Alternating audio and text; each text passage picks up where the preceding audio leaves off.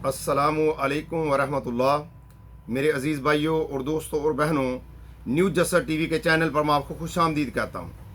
आज की हदीस मुबारक कुछ इस तरह है।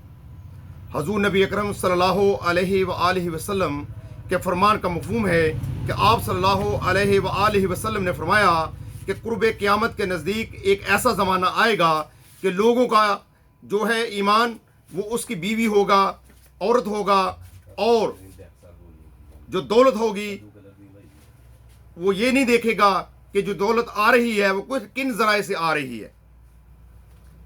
मेरे भाइयों और दोस्तों और बहनों, ये जो ज़माना है ये कुर्ब क़यामत का ज़माना है। आज आदमी दौलत इकट्ठी करने के फ़िक्र में लगा हुआ है और ये नहीं देखता कि ये दौलत जो आ रही है किन ज़राए से आ रही है। हराम के ज़राए से आ रही है या हलाल के ज़राए से आ रही है, इस बात की कोई फिक्र नहीं इंसान करता। और इंसान औरत के पीछे अपना ईमान भी ज़ाया कर रहा है।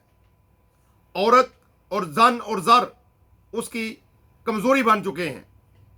इसलिए मेरे भाइयों और दोस्तों और बहनों, हमें पैसा कमाते हुए इस बात का पूरा ध्यान रखना चाहिए कि हमें जो कमाई कर रहे हैं वो किन ज़राए से कर रहे हैं, हलाल के ज़राए से कर रहे हैं या हराम के ज़राए से कर रहे हैं।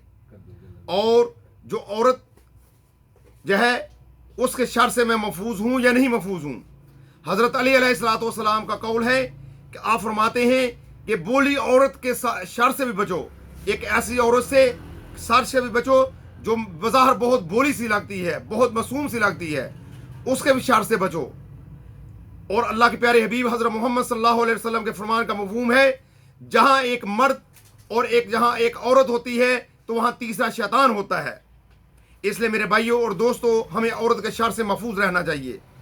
अल्लाह से दुआ है कि अल्लाह ताला हम गुनाहगारों को दौलत के शर से बचाए और औरत के शर से बचाए। आमीन सुम्मा आमीन। अस्सलामु अलैकुम वरहमतुल्लाह।